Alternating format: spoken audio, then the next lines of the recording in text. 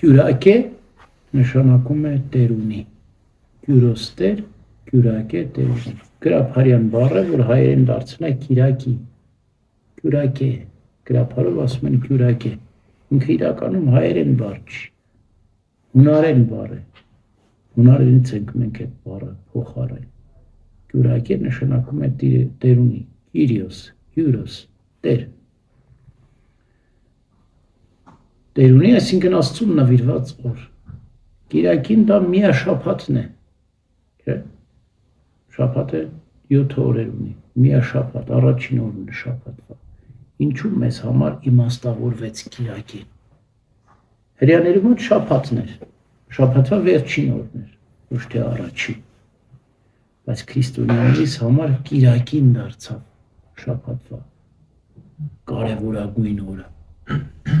որտեղ Քրիստոս այդ օրը հարություն առավ մեռելուց։ Եվ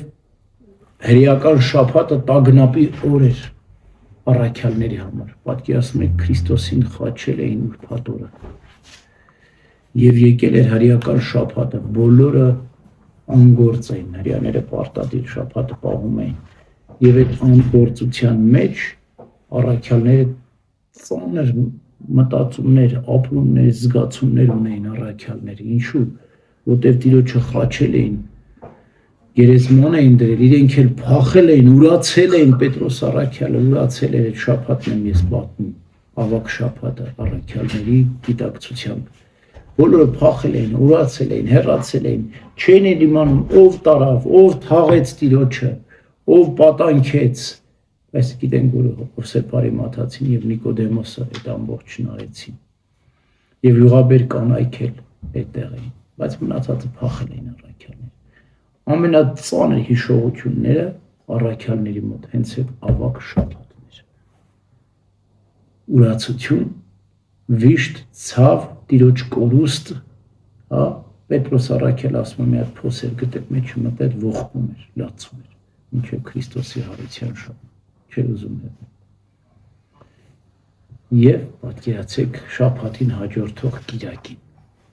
միաշաբաթին, Քրիստոս հարյավի մեռելուց, բարի լուրը, յուղաբեր կանայք սկզբում գալիս են, Սուրբ Գրիգոր Տաթևացին ասում է 4 տարբեր տեսիլքներ տեսան յուղաբեր կանայք, տարբեր խմբերով գնացին Քրիստոսի հարությունը տեսան, հրեշտակները, դրա համար 4 խումբ կանայք գալիս են առաքյալներին ասում են գնացեք Գալիլեա, Քրիստոս ձեզ ուզում է տեսնի։ Մեկը մի բան էր պատմում, մեկը ուրիշ բան էր պատմում, առաքյալներն ասեցին, այս կանանց հավատալու չի։ Ավետարն ասում են, նրանց ասածը բարբաջանք թված առաքյալներին, որտեղ շատ խառն էին ասում։ Իրականում որտեղ 4 տեսիլք էին տեսել կանայք, տարբեր բաներ էին տեսել, ասում է Տաթևացին։ Դրա համար խառը բաներն առաքյալներն էլ չեն հասկանում։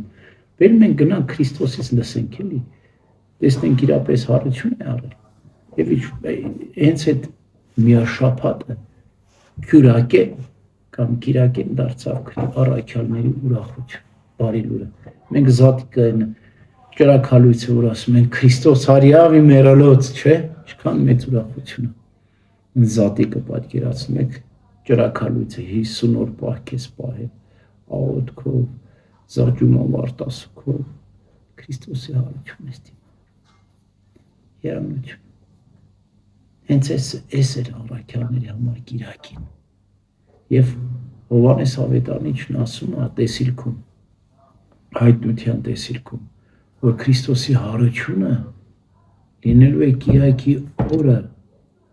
այսինքն դատաստանը Քրիստոսի գալուստը կիրակի օրն է լինելու եւ քրիստոնյայի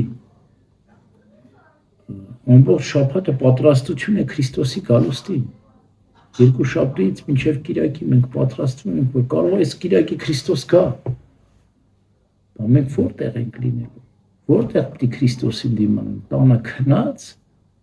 հեռուստացույցի առջև, թե եկեղեցում պատրակի մատուցումով։